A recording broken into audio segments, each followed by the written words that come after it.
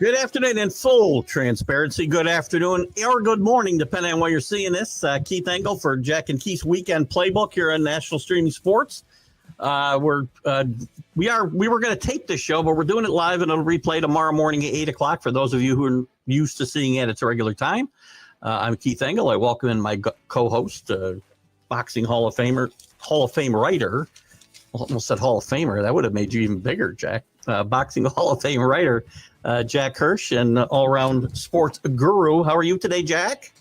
Hey, okay, Keith. I'm a little somber with some of the sports news. Yeah, it's a tough day. I mean, we get into these games and we get all excited, and we forget sometimes that these guys are real people and bad things happen in life. And sadly, in a story that's really, it's ironic that this young man just played maybe the best football game of his life, scored his a touchdown, the Cowboys' only touchdown. We're talking about Marshawn Kneeland, died in an apparent suicide today, late last night, whatever it was, in Dallas. The self-inflicted gunshot wound is the apparent cause. Some other details around it are shady, or not shady, but murky. So we won't necessarily get into that. But we have to take a step back when these things happen and remember that these are real live people with real life lives and problems and everything else. And it makes you, take a step back here and there. It's a sad, sad story. And our thoughts and prayers go out to his family and friends at this awful, awful time. So, well, not all the details are out yet. So, I'm going to reserve. Yeah. I don't want to say judgment opinion because the judgment is like it's a terrible tragedy. Yeah. And you feel for a young person who would have had their whole life ahead of them, what exactly went wrong. And, you feel for his family and his friends, obviously. And you think of his teammates. Here's a guy who was practicing with you in the locker, and a lot of his teammates, I'm sure, thinking, what any signs we should have noticed, any inkling of what went on, and all of a sudden you show up to practice and the guy's locker where he changed is empty and so on. I mean, it really hits home. I mean, it's going to hit home members with the Dallas Cowboys, and terrible thing. It is a terrible thing. There are a few more details that I'll just touch on quickly. There was a police pursuit sometime last night, and he crashed his vehicle, and then he made his way, back to his home, and then took this path, which, again, you don't know what's going through somebody's head, and especially with football players today, right? We know that it's a brutal game, and there's a lot of punishment that happens. Not to really speculate, but again, you just never know what's going on. I tell my wife, I've told people this throughout my life. Everybody thinks there's everybody's, what they see from outside somebody's home looks all perfect and roses, and we don't know what's going on inside a home and a head, and it's really sad. And it will be tough for the Cowboys, and on a professional level and a personal level as well. Well, I'm going to tell you, people move on, but you have to feel for his family, the others close 100%. To him. Do they ever fully recover from it, the impact it has on them? Look, I was at Yankee Stadium a couple of nights after Thurman Munson got killed in an airplane crash, and the Yankees lost that game 1-0, and you could tell the Yankees were walking zombies. Yeah. Even Billy Martin came out to argue a call. It looked like he was virtually crying. He had no pep energy to argue the call, but he knew it was something he had to argue. So he went out there half-hearted, and he was wiped out by what happened with, Thurman Munson. This Woody, other players. All of them, yeah. The game. It was just awful. It's a good comparison because they were sleepwalking that night. I remember the game, the day of the funeral, if you remember, always one of the greatest. Well, that when they won that game 5-4, but I'm talking about the game, before that, where it was like no effort at all on the field. It's like they were forced to be on the field and to play the game practically. It was their obligation, and they were walking zombies basically that night. We do. I don't know. You don't know how the Cowboys respond Sunday. You got to get the feeling, look, this is the NFL. The guys are going to play hard. And even though it's their teammates, not all teammates are that close with one another.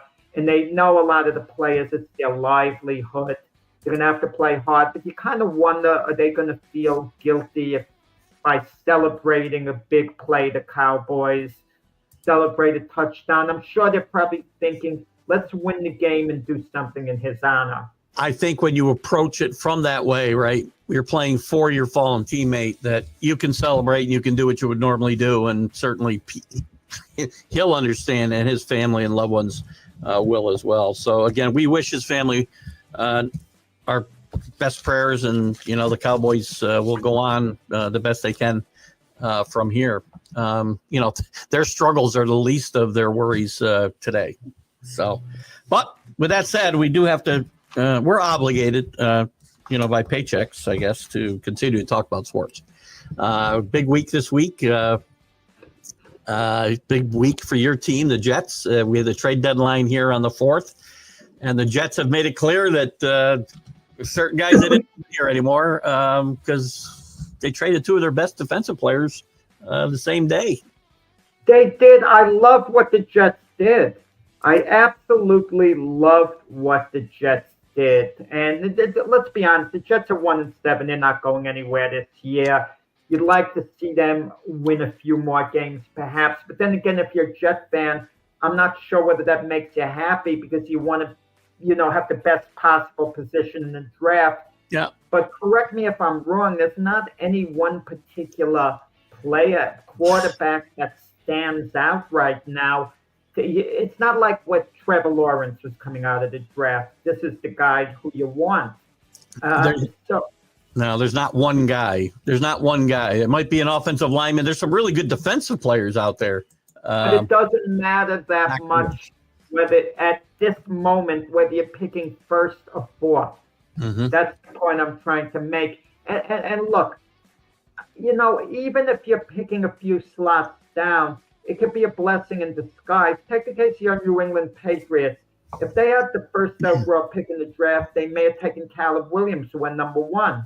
They may have taken Jaden Daniels, who went number 2. But they were going number 4, so they took the 3rd quarterback available, Drake May.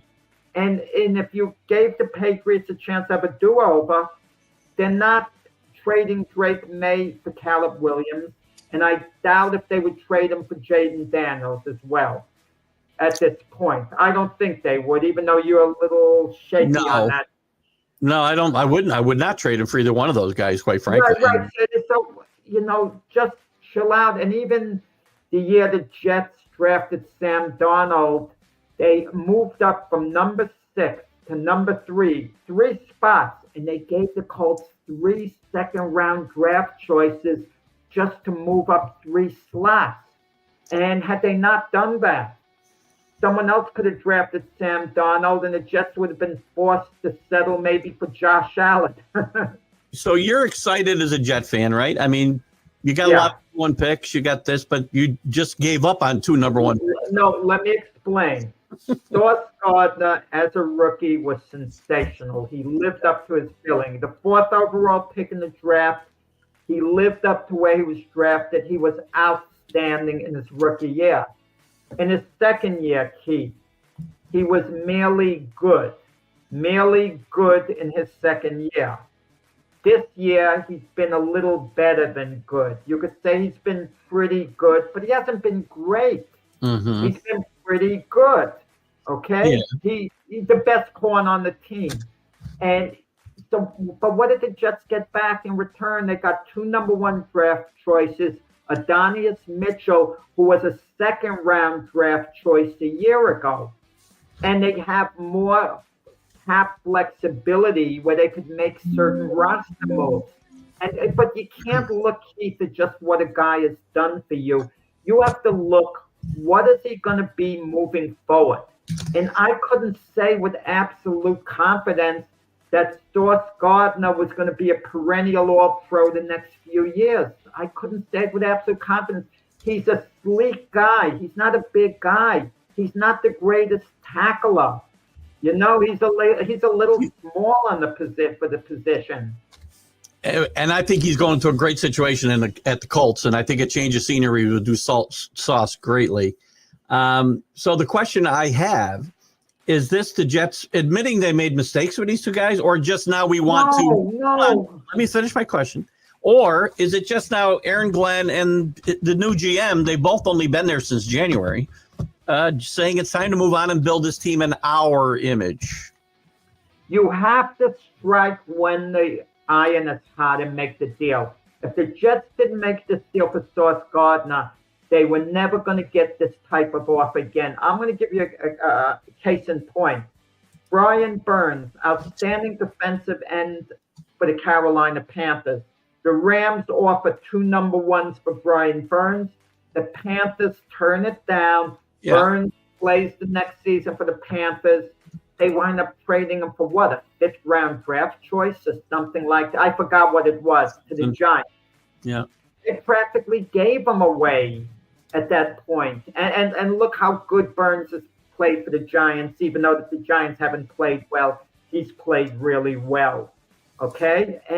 And good, excellent move for the Jets. Keep in mind, Adonai Mitchell could turn out to be a good number 2 receiver, complement for Garrett Wilson, now that he's going to get a full shot at playing.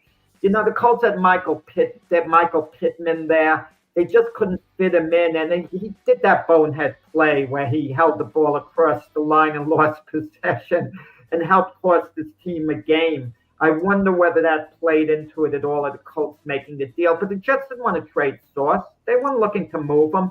But when the Colts kept upping the ante, you know, if it was 1 number 1 draft choice, the Jets weren't going to make the deal. Mm-hmm. Once it got the 2 number 1 picks, that's serious capital. And then you take Quinnen Williams, okay? The Jets traded him at the perfect time. Perfect. Because Quinnen Williams had 2 years left on his contract.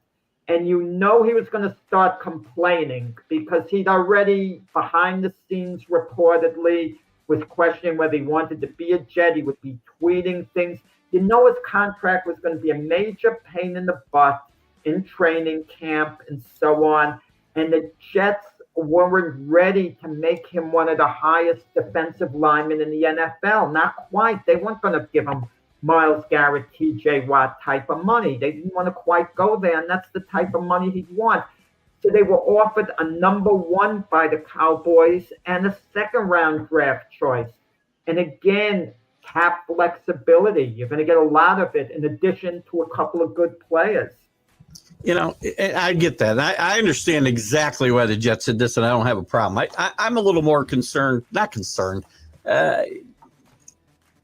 Did the Jets really think they were competing with this team that they had this year, the quarterback that they had, and the skill position players they had? And if they didn't, the GM's just in January, right? You got a new head coach that they brought in as well. Maybe you should have cleaned house a little bit sooner and maybe been competitive sooner. When they got those offer, would you have gotten the offer to Sauce Gardner at the beginning of the season? Certainly not from the Colts. The Colts obviously were hopeful of having a really good year. I'm sure that this has exceeded their expectations. Yeah, I would have said that, quite frankly, they might have got more for Sauce before the season started. They're not going to get more than 2 number 1 draft picks and essentially a number 2, because Mitchell was a 2nd-round draft choice a year ago. So then in reality, they got 2 number 1s and a number 2. Well, they have to give up with a team when you're 1-7 or 1-8, whatever they are. Where were they going to go? The Jets were not going to go 8-1 the rest of the year to finish 9-8 and give them a small chance of making the playoffs at 9-8. That wasn't going to happen. Yeah. Everyone knew the year was over in that regard. And they could have kept Sauce. They could have continued to pay him the big money. He would have been a cornerback next year. He would have been good. He would have been good next year as well. But at some point, you know, I mean, what are you benefiting more? They're getting 3 players, good players back in return for him, and cap flexibility. And draft picks. I mean, again, 3 players. I'm talking about 3 number 1s I got And you. that Mitchell really, who's But equivalent of a second-round draft choice. I can't call you a winner. I mean, again, whether you win on this or lose on these trades is going to depend on how well you draft or what you do with these picks. I mean, they have a lot of flexibility to move around and do whatever they want to do. Because you talked about, the best players coming out this year, depending on where those picks are, you might be better off trading back and getting more picks even. But let me tell you something, okay? And you're fully aware of this. There's no one that resembles a John Elway in the draft. But could you imagine you got a player the equivalent of John Elway coming out, who everyone knew would be the first pick in the draft, and the Jets move forward and they offer that team 5 number 1 draft choices in exchange for the number 1 pick. So essentially, they'd be offering 4 extra players, that team would be getting, because they flip-flop for the 1. But if you could get a generational talent, a future Hall of Fame quarterback, it's worth it. But the point I'm trying to make, you have so much draft capital now, the Jets. 2 number 1s this year, 3 number 1s next year, and of course you have a couple of second-round draft choices in there. You have flexibility to do whatever, but the only problem, like I said, there's no particular quarterback in this draft coming out that would want to make you move up necessarily. So I think the Jets can afford to wait a little to get their guy, perhaps. So I'll take him with your first pick if you want, wherever it might be. Right, there's not a guy right now I can tell you that I'd take in a first round in this draft class. Somebody will go, and a couple will go. But Like number 1 on Carson Beck. I don't think Carson Beck's the number 1 draft pick. No, I think he's a second rounder at best. That doesn't mean somebody won't take a flyer on him somewhere in the first round, but I think they're nuts if they do. And that goes for all the others. Didn't do this in the beginning of the year, because in the beginning of the year everyone has hopes. I thought the Jets would go about 7-10. You don't tear a team up right off the bat. Okay? You do if you're starting over from the top up down, though. You can. You have a to do. If the Jets were 4-3, would they have made these deals? Doubtful. I don't think so. I think it would have been hard, because that's their really 2 best players in reality. Well, maybe Garrett Wilson is, in the discussion for best players, but these definitely Sauce and Williams. It's but they're 1-7. I'm against teams making moves because they're having a bad season, because there's always next season. Can the guy help you next season? Quentin Williams was going to be a problem next season because of the contract issues. Understood. It just wisely got ahead of the curve. Wisely got ahead of it. But you just said you're not in favor of. Hey, and let me finish, because there's more to this in the first part. That you're not in favor of making moves just because you're having a bad season. But they should have got out ahead of Quentin Williams if they were winning or in contention. 4-3 would have been playoff contention, right? Yeah. Or 5-3, whatever you want to call it. And they made these moves. I think the fan base would have gone freaking bonkers, crazy. What are you doing? Well, if they were giving up on the season while they were in playoff contention, it would have been tough. Quentin Williams has no sacks this year, but he's been great against the run, and he has some pressures on the quarterback. So all in all, he's done okay. I mean, all in all, I think sacks could be a little overrated, because you could get a guy, because it's really one big play.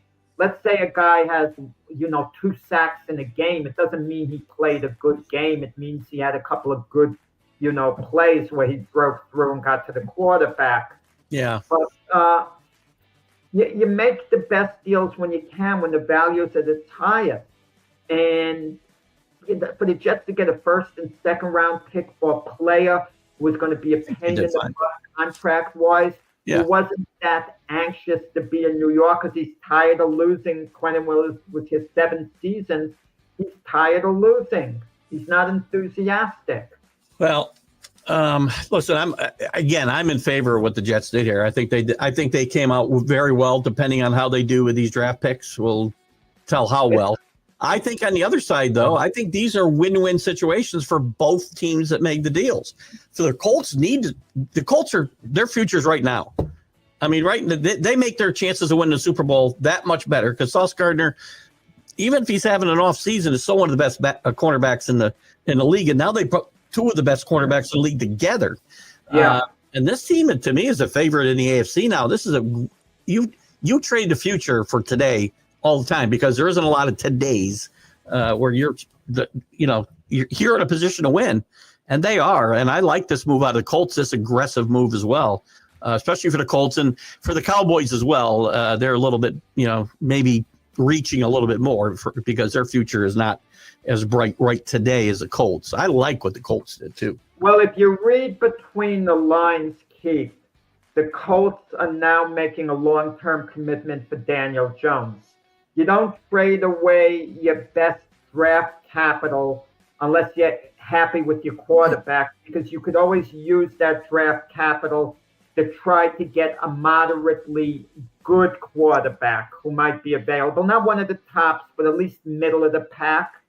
And so they're buying in on Daniel Jones. As far as the Colts being favorites, let's not get carried away. Getting Sauce Gardner absolutely helps. Absolutely helps. The secondary, it strengthens it to a large degree. But you get a big game in the playoffs, and the Colts certainly appear, headed to the playoffs. And it looks like they have a good handle on their division, unless it unexpectedly tightens up. If they played the Buffalo Bills, for example, assuming the Bills, and you can't assume it for sure, do beat New England in their rematch, then they win the division, the Buffalo Bills. Give me Josh Allen against Daniel Jones anytime. Daniel Jones isn't going to play Josh Allen to a standstill.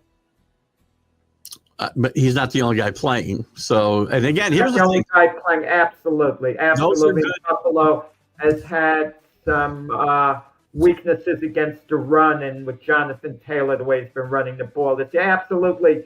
But the Colts in a prime position. They're buying all in for the Super Bowl. Well, they're buying all in for the Super Bowl, and despite what I just said, you can't really be dismissive of their chances.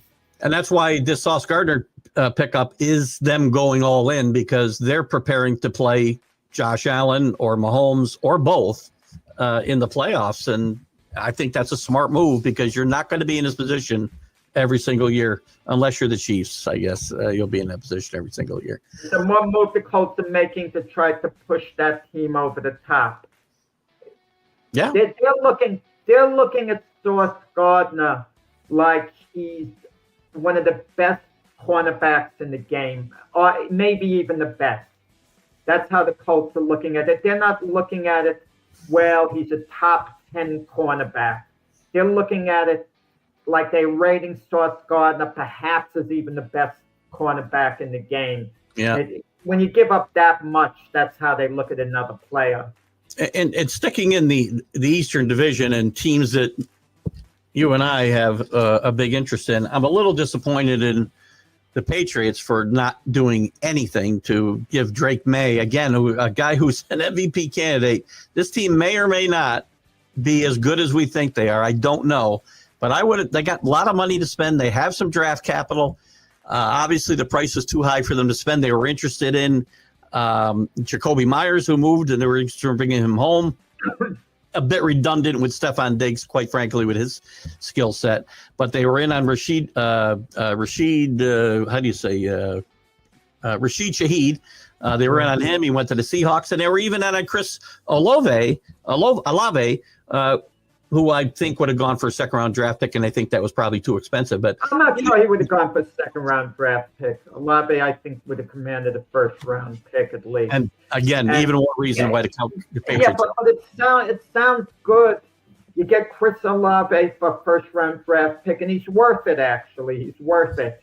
But then the draft comes along this year, and you don't have a number one pick, and every team likes to, be in the game as far as draft night goes. To be clear, I'm upset they didn't make a move. I would have been okay with it. I wouldn't want to give up a number one pick for Olave. I just didn't want to do that. He's a great player. They made their move getting Stephon Diggs at the start of the year. Yes, but again, they didn't expect to be 6-7-2, and in the position they're in, they could have improved. And bringing in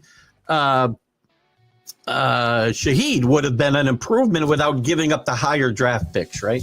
I think they could have been in on that. And So if I were the Patriots, since the Jets were in a trading mood, I would have called the Jets up and I would have offered a number 1 and number 2 for Garrett Wilson. I don't think the Jets would have done it for that.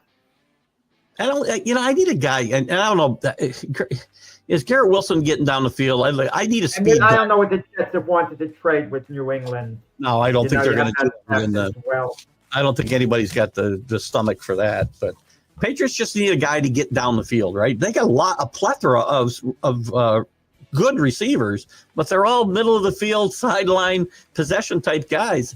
And very few. Pop Douglas a little bit gets down the field, but as a rule, they don't get down the field. And Drake May throws the ball down the field really well. And a speedy guy like Shaheed would have been, I think, a big upgrade for this team. But they would have had to give up a first-round draft pick for any receiver, who has impact, somewhat of an impact. Shaheed, he went for like a 4th-round draft pick. Yeah, I'm talking about the higher level receivers who might have conceivably been available. Part of the problem, too, a lot of these teams don't have imagination at the beginning of the year because a player who's thriving this year is Devontae Adams. Of course, he's thriving with Matt Stafford. Early in the year, the Patriots could have offered him a nice contract, as much as they could fit in, make a serious run at him, and they would have had him there with Stephon Diggs, and problem solved. Well, they're sitting on $56 million.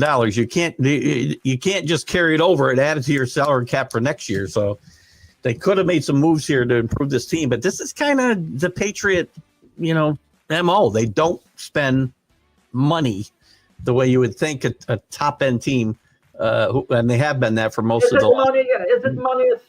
Strategic move, because Robert Kraft never struck me, the Patriot owner, as being a tightwad. He pays his quarterback, he pays his coach, and that's about it. I mean, these guys get money, but they're not getting full market. Well, don't they maximize the cap, the Patriots? They maximize it. They're they're $56 million under the cap. Why is so much under? I mean, is that for next year or what? Well, again, you can't add it to next year's cap, right? So, yeah, they'll have that money to spend because they don't have contracts that are paying it up for next year. So it will carry over. Part of the problem could have been this at the beginning of the year. Maybe the Patriots weren't expecting to contend. Maybe they were thinking we might be able to contend, but if we don't, it's okay because this is kind of a reset year for us. We're going to get on track. Like, I didn't think they were going to have this success. You thought they would have, maybe not as much as they've had, but you thought would have a winning record. I didn't think that.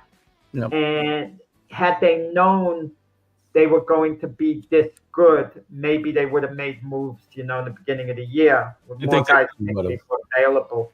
Yeah, I think they definitely would have spent some of that money. Now, also, there's other factors. There are guys like Christian Gonzalez, they have to get locked up to long-term contracts. He's injured a lot. Their cornerback, Christian Gonzalez. He's going to take up a lot of that money because we're paying cornerbacks a lot of money today. Hence Sauce Gardner, right? So who else at this trade deadline are there teams that didn't make moves or did make moves that you liked or were surprised by? I don't think there's anything. I think the Jets stole the show basically with the moves that were made. And I think Jacoby Myers going to the Jacksonville Jaguars definitely helps the Jaguars because with him and Travis Hunter, it gives them a nice 1-2 punch there. Well, Hunter's out. I'm not sure how long. Hunter's going to be back. I'm not. I was sold on Trevor Lawrence until this past year. He's completing under 60% of his passes in a league that completes about 70. Trevor is slightly better than average quarterback, and that's it. He's a big disappointment. He's not a bust. Don't get me wrong. He's good enough to keep it quarterback for the simple reason, you don't have anyone better.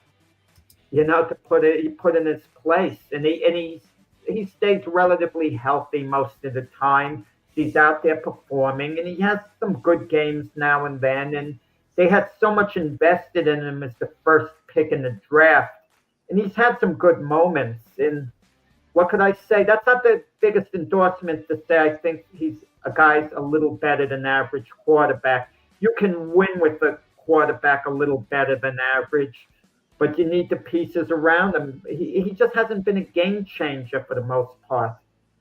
Agreed. 100%. I think as far as this week's games as well, I think there's a couple of intriguing matchups. Patriots, I think we're going to find out a lot about this week. They've got to travel to the team you think is, at least did think, I'm assuming you still do, is the eventual Super Bowl champion in the Tampa Bay Buccaneers. No, I said the Bucs have gone to the Super Bowl. I didn't say Super Bowl champion. Oh, they were going to, I'm sorry. They're losing the Super Bowl, yeah.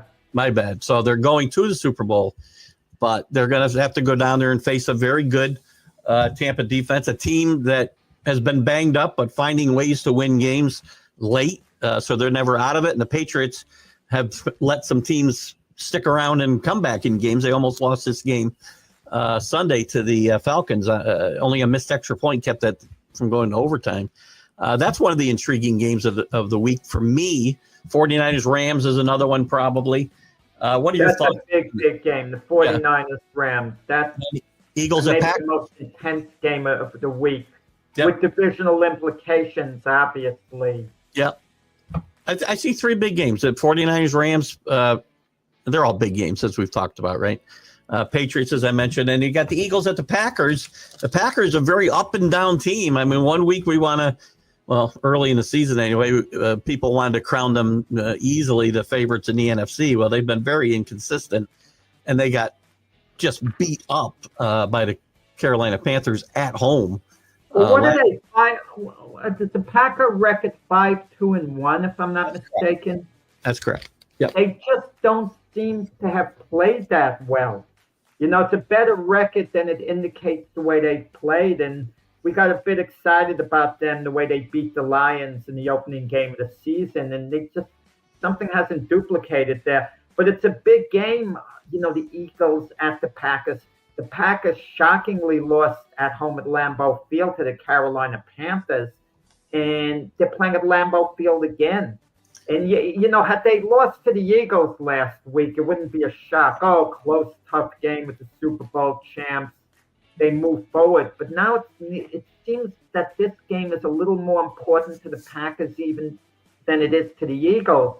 I know we talk about home field advantage. Just as a big game. Coming off the loss at Lambeau, I think it's really, important for them to win. Whether they will or not, I kind of lean towards Philadelphia, but it's a real toss-up game. It's an important game for home field advantage in the playoffs as well, because both these teams are actually their first and second. Yeah, but I'm going to tell you, Keith, you have to play your season to do the best you can, and it's easy for me to say you can't worry about home field advantage. Even though late in the year, it's maybe extra important in some cases to a team where the game is played. But you don't know how things shake out. Look at last year. Everything the Lions did, 15-2 record. Oh, home field advantage throughout the playoffs. 2 wins at home, and they go to the Super Bowl. Well, first of those 2 games at home against the Lions, they lose decisively to Washington. When weather is going to be a big factor, home field matters. Like take 2 years ago when Miami had to go to Kansas City and play in, 100 below zero weather. If that game wasn't played in Miami, I'm not saying that the outcome would have been different, but the way the game was played would have been different. So no, I had the pleasure years ago of talking to someone who was from Cincinnati. They went to the 1980 AFC Championship game, the San Diego Chargers at the Cincinnati Bengals. It was like 0 degrees out, freezing. The Chargers, coming from the warm weather climate, they come running out, kind of shivering. The Bengals are running out with their sleeves rolled up, short sleeves. And that fan, is telling me we knew right then it was all over. When you get certain weather conditions, Yeah. All the players, some of the players, and understandably so, they just want to get the game over with. Yeah. I know how much they want to win the game, go to the Super Bowl, but I forgot who the Giant player was when they played the Packers and they got into overtime, the Giants and the Packers. Yeah. I forgot who the player was, but I remember what he said. It got to the point, it was so freezing cold. I stopped caring whether we won the game or not. I just wanted to get it over with. I'm not surprised. That's a game Tom Coughlin looked like if somebody touched his face, it would have shattered because it was just a glare of ice. Oh, and the field goal kicker finally had to make it with that rock hard, Yeah. kick. I also went to a game where it had the opposite effect. A USFL game in Philadelphia, 90 degrees. The Chicago Blitz are playing the Philadelphia Stars. It was so hot. The Stars are up with 10 minutes to go or so by 21 points. Yeah. And they lose the game because of the heat. They just couldn't tackle anyone. The Philadelphia Stars, even though they had to pass the ball to save time, would hand it off and get 15, 20 yards a pop. So why not keep handing it off?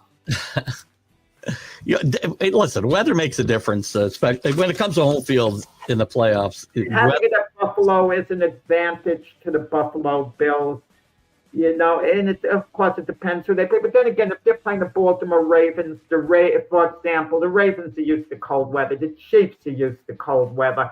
I think it affects a team like the Jacksonville Jaguars coming from warm Florida. 100%. Coming into the cold. I think that has more of an effect. The Patriots took advantage of this for years and for 2 decades, really. The playoffs, they were always playing, and because of TV, they'd want them in that 8:00 Saturday night window, the first round they play, and they'd always be playing in freezing conditions. Yeah. And the Titans would come in there and wilt. The Colts would come in there and wilt. So it does make a difference. Yeah.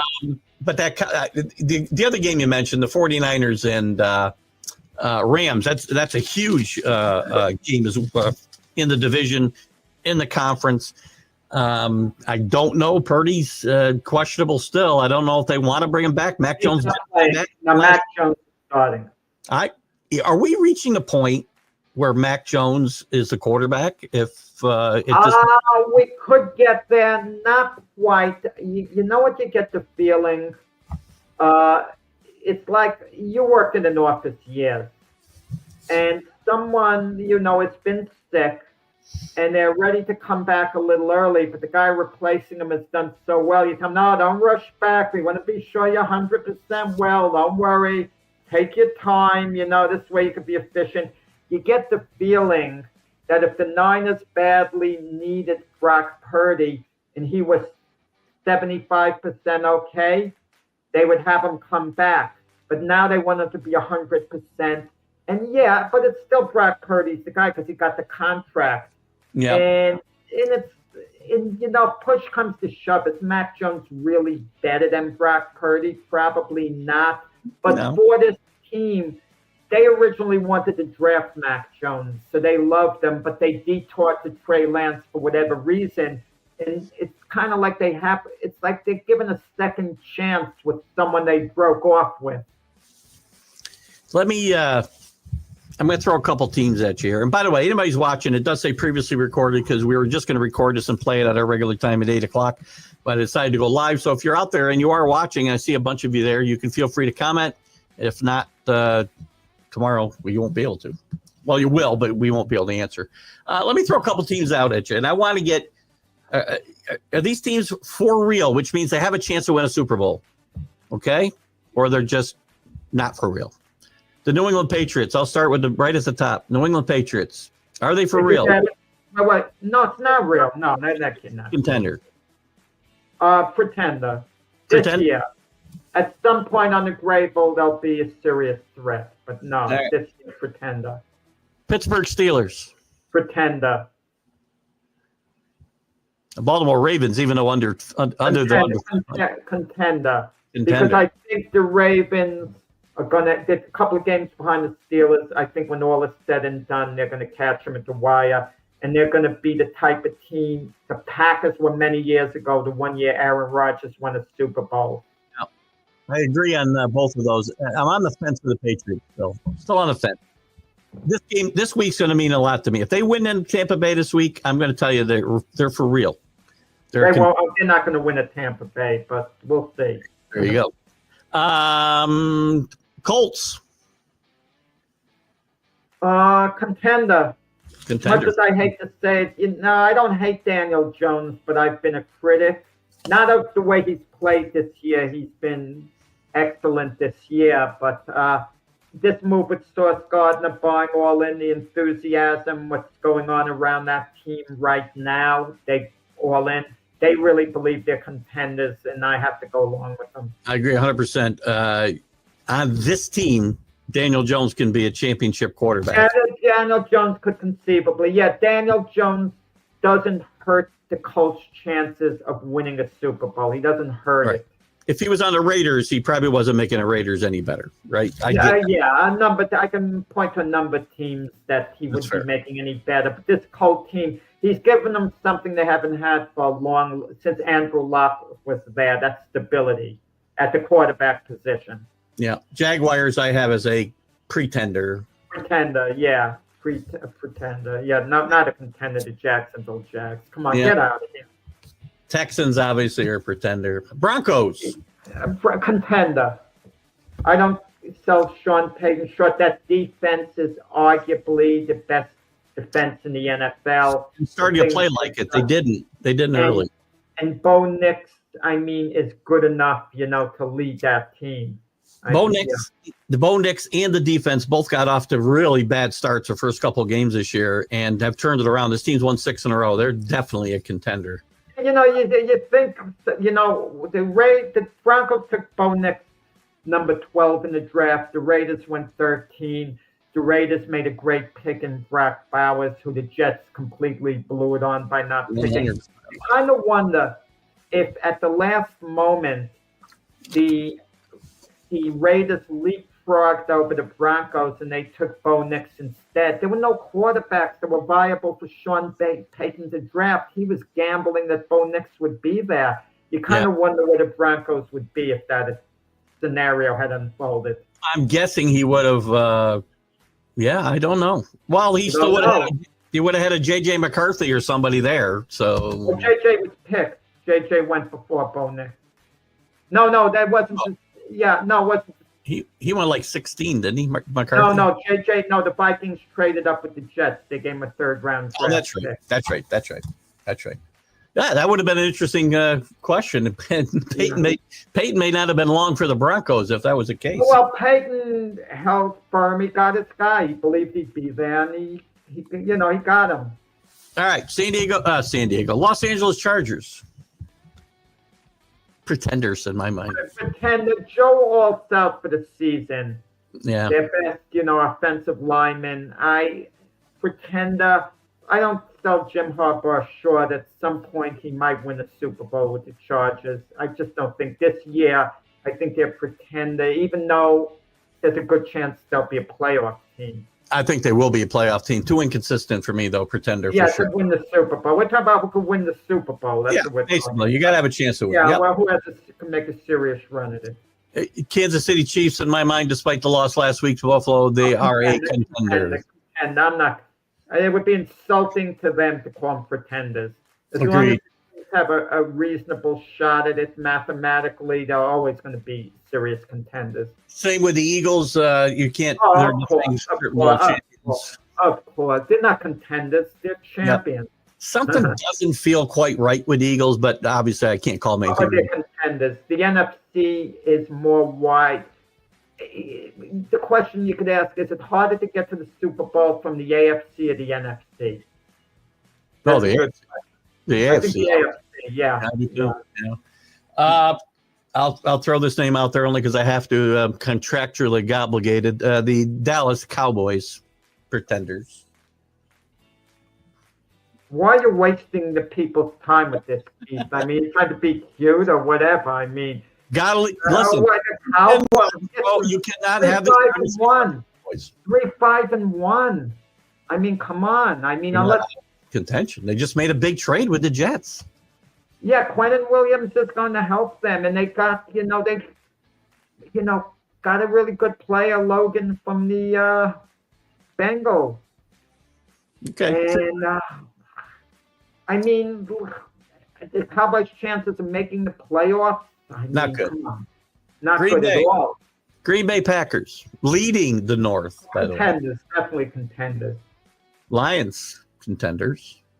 Yeah, the Lions you can't sell short. I absolutely, the Lions but the Lions have never been to a Super Bowl, the franchise. I'm sure if I'm a Lions Only fan, one. if I'm a Lions fan, I sign a contract. I can lose 75-0 in the Super Bowl. Just get me to the Super Bowl. They've never been there. I don't care what goes on in the Super Bowl. We could get slaughtered. Let us just get there. I don't know that they'd be happy with that, but they'd be happy just getting there. I mean, another 5-3 team. Another 5-3 team has been very inconsistent, but is in the playoff hunt. The Chicago Bears.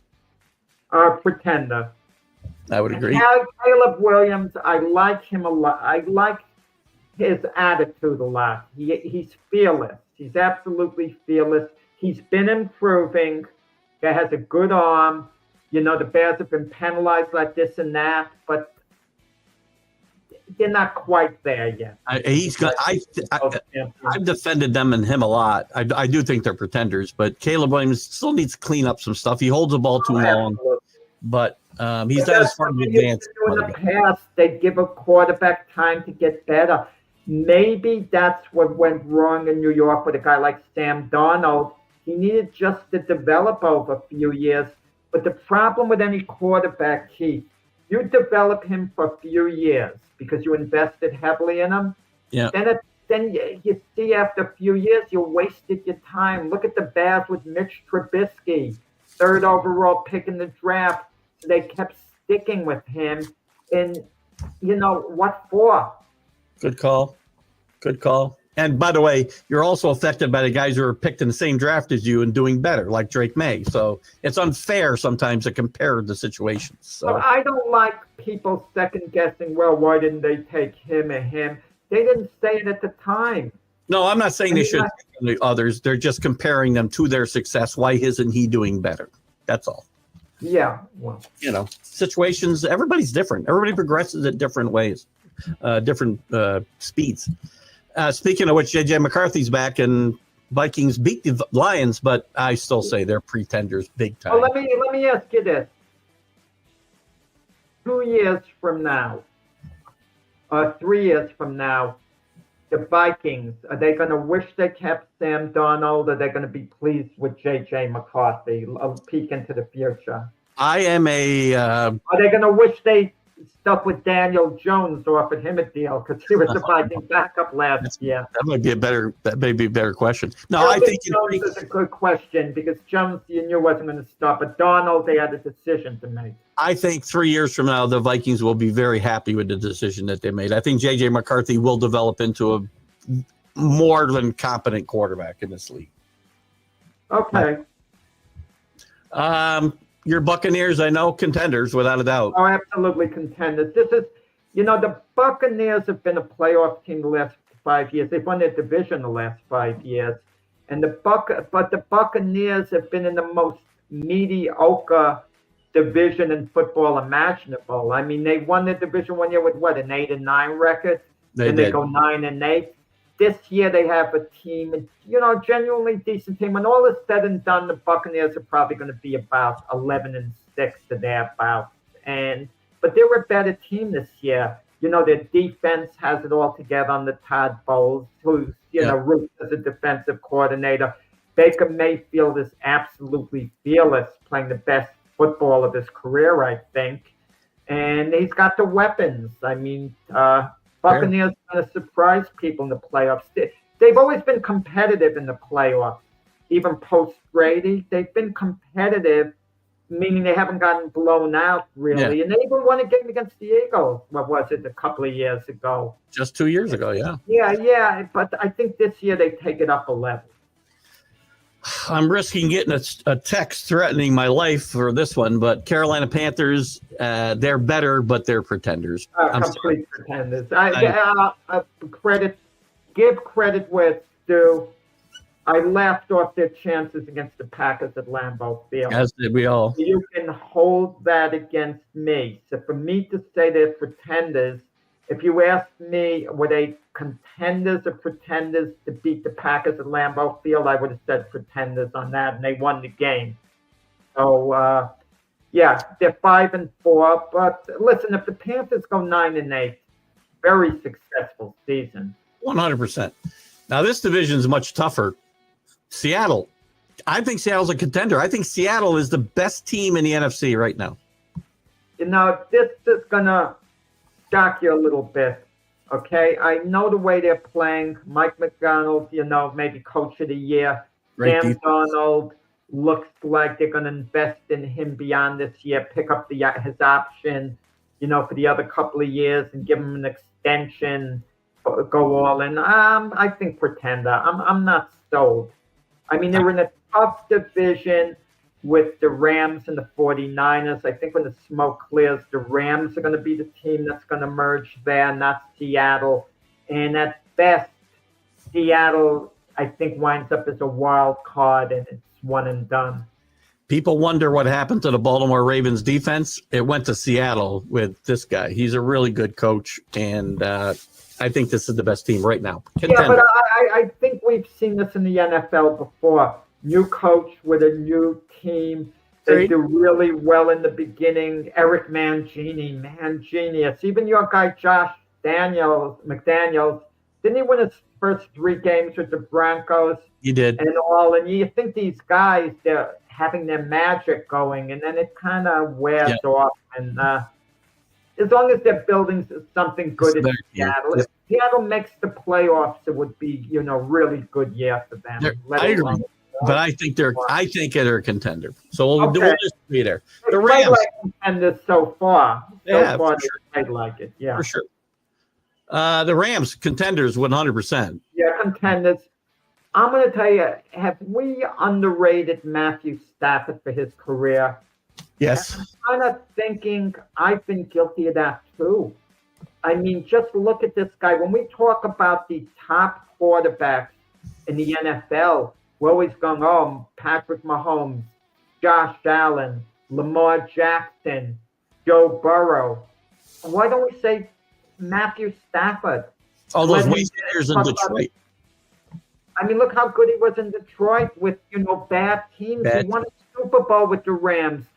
And after winning the Super Bowl, everyone thought the Rams were going to slip. They never slipped. They stayed relevant the whole time. I mean, if I told you that Matthew Stafford was a better quarterback than Joe Burrow, who we rate highly, are you going to get hype about it? If I tell you he's better than Lamar Jackson, are you going to get hype about it? Probably. You probably will get hype about it. Yeah, because those guys are great. They have charisma. But look how good Matthew Stafford is. Very consistent player. I like Matthew Stafford. I liked his Rams team too. 49ers, I have as pretenders. You have him as pretenders. I absolutely have as pretenders. Yeah. I mean, listen, can you imagine Mac Jones carrying them to a Super Bowl victory? You know, Brock Purdy nearly did, actually. If he's the guy at the end of the season, which if he's healthy, he almost did. You know, something's going to happen. It's going to be twofold. The 49ers are in great position to make the playoffs. I mean, it's certainly contenders to make the playoffs. If Purdy comes in and performs poorly, like you mentioned this before, for a couple of games, and let's say they go 1-1, but he throws a few picks, he's miserable. The Niners, you know, they might look to Mac Jones because it might be a win now mentality. We can't worry about the future feelings. He's playing better at this moment. So there might be a little drama unfolding in San Francisco. It's possible. I think it's very possible, for sure. So that was fun. We got a little bit of time left. We'll do our college picks, but first, I didn't prepare my college picks, but I'm going to do them on the fly. You're both. I got one. You know, we're on tape delay here. I didn't know when this show was coming off. Let me take We're both doing it on the fly, so don't worry about it. So while you're looking at that, I'll talk about the college football rankings. No big surprises. If there's anything you think, I don't think there's a huge. Wait. There's a typo on the yards here, man. Oh man. Where are you? What better take it? I could tell you one pick now off the bat. This is insane. Indiana's at Penn State. You mean to tell me Indiana's only favored by 14.5? That's correct. Indiana, definitely. Are you kidding me? I thought I would be looking at that and seeing like 24.5. I mean, come on. That's fair. So that's one of your favorites. This is tempting. This would be a first. Can you imagine Ohio State favored by 30.5 points over Purdue? 30.5 points. That's Purdue. insane. Purdue's terrible. You want to know something? I'm going to take the team with the points I'm going to take, and then I'll give you one more giving the points. Okay. I know it might not make sense. Syracuse with 28.5 points in Miami, because Syracuse hasn't shown up all season, it seems. So I feel they'll show up and not get blown out. And Miami is so dysfunctional at times, despite a 6-2 record, that I don't think they're going to annihilate Syracuse. I mean, they'll maybe beat them by 19 points or whatever. They need to, but they probably will not. Yes. And I need one more game with the points. You do. I want to go with BYU with 10.5 points against Texas Tech. That's BYU might be even an upset in that game. Yeah, it definitely will be. BYU's unbeaten. Talk about a lack of respect. You're 10.5 point underdog and you're unbeaten. That's enough to fire the guys up. I would think so, and BYU has gotten very little respect. They've gone to Utah, been underdogs. They've been underdogs in a bunch of big games this year, and all they do is keep winning. So I'm going to do, since we're on that, my underdog pick is also BYU, plus 10.5. I have SMU minus 11.5 at BC. BC's been terrible. Bill O'Brien's going to have a hard time keeping his job. And my other favorite, I'm going back to one I took a couple of weeks ago. James Madison, still in the hunt for this group of 5 playoff selection, giving up 13.5 at Marshall, mediocre Marshall team. But I'll lay the 13.5 on the road here with James Madison. And our records, by the way, not good. Jack goes 0-3 last week with Miami, Michigan, and Nebraska. Nebraska and Miami both lose. I'm sorry, they didn't cover either one of them. Miami lost the game outright. I'm going to try to tank games because I couldn't go 0-3 if I tried. I would win a couple of games. I tried to lose. It's hard to pick losers. It's the big winners, Jack. That leaves Jack's overall record at 13-20. I did have 2 winners and 1 loser. I won on 2 losers. Sorry, 2 losers and 1 winner. Georgia Tech's a loser. Cincinnati was a loser, and I had Army beating Air Force last week. The 13-20 reflects my knowledge of college football, I think. Well, I got to ask you a question, and this just dawned on me with college football, especially this year. Hey, Michael, what's happened to the East Coast teams? You mentioned Boston College has been terrible. Rutgers has been terrible. Syracuse has been terrible. Penn State expected to be good has been terrible. What's happened to football on the East Coast?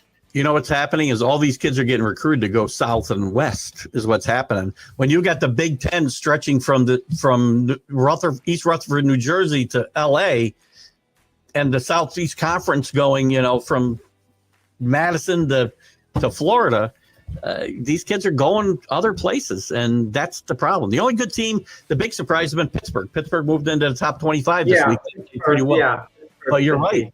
East Coast football has been, Northeast football anyway, has been terrible as a rule. So not good. And but anyway. That's all we got. Any boxing news you want to throw at us? Jack? The Jake Paul Tank Davis fight was canceled. It was supposed to be on Netflix. I think Netflix came to their senses because Tank Davis is facing another domestic abuse charge. So for them to go through with it, and Jake Paul was upset with Tank Davis because Tank, he felt, wasn't really promoting the fight or saying anything. And there was no interest in the Dawn fight. It was scheduled for November 16th. So they moved on from that. And, it's what it is. It is what it is for sure. Yeah. Nothing in particular with that. And, of course, with baseball, the free agency period is about to begin. So that's going to kind of be revealing, like, some of the big names where they're going to go to. And they're going to be certain surprises. Yeah, when I get back, there could be some news, and we also got to worry about a work stoppage in the spring. Everybody's hyped up after this great World Series, and we got to worry about a work stoppage. You know something? I couldn't give a darn if they have a work stoppage. If baseball wants to take a season off, I'll move on. I'll have other forms of entertainment. This is any sport. There'll be other forms of entertainment. They'd be say if they let this affect regular season games. If it affects regular season games, they're all morons, is all I can say. Yeah, I don't know what exactly the issue is, involved too. So guys, a couple of quick notes. Jack and I have done 3 shows to cover the next 2 Mondays and next Friday. So we got some boxing. We got a boxing show, pretty much. We got one that's nostalgia with boxing, nostalgia with baseball, pretty much. And the last show we just put in the can was kind of nostalgia about several different things, announcers and whatever else. We had a lot of fun doing these shows, though, and we hope you enjoy them. Check out Jack on the Glove Fest the next couple Mondays, and on Sunday mornings. Well, I won't be in this Monday. I'm going to have to take off. I'm going to be birthday boy, but Don Majeski is going to be sitting in for me, boxing historian. No one knows about the history of boxing, the most obscure things, the way Don Majeski does. So he's going to be sitting in for me. Well, the show will go on, and I also will be on the Big Football Show and doing the Sunday Stream of Consciousness live from whatever part of the Atlantic or the Caribbean I'm in at the time the next couple Sundays. So you can catch me then. And have a great couple weeks, guys. We'll see you soon. Yeah, thank you very much. Bye, guys.